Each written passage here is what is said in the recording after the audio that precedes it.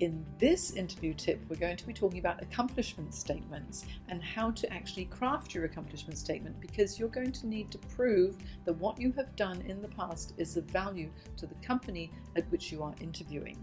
So when it comes to accomplishment statements, we're going to use one of Carsten's examples for when he interviewed a while ago, quite a while ago actually, but it's a really good example. I just want to tell you how to form an accomplishment statement. You take a problem or situation or challenge that you encountered at work, then you document what the actions were that you took as an individual or as a leader of a team took, and then what was the tangible result. Tangible results such as dollar figures, percentage improvements, streamlining of processes, amount of time saved, that sort of thing. That's what we're looking for, okay?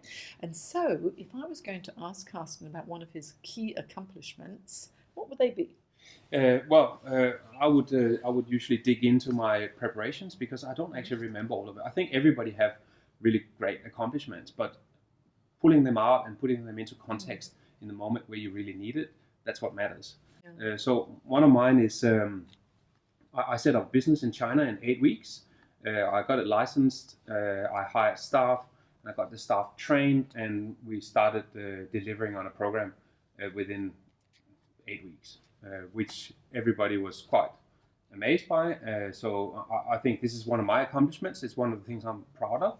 The underlying problem was that the client wanted to start this program in China, and we had very little time. But I flew in there, got started straight away. I worked 80 hours a week for those 8 weeks, and the result was that we managed to get the program up and running, and over time we trained 2,500 factories.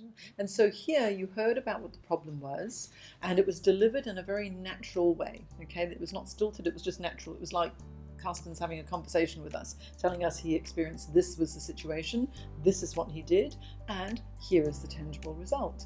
And it was a positive result. So it's actually quite easy once you start to think about what you've done in the past. Break it down into PAR, problem, action, result, and it'll be so much easier for you.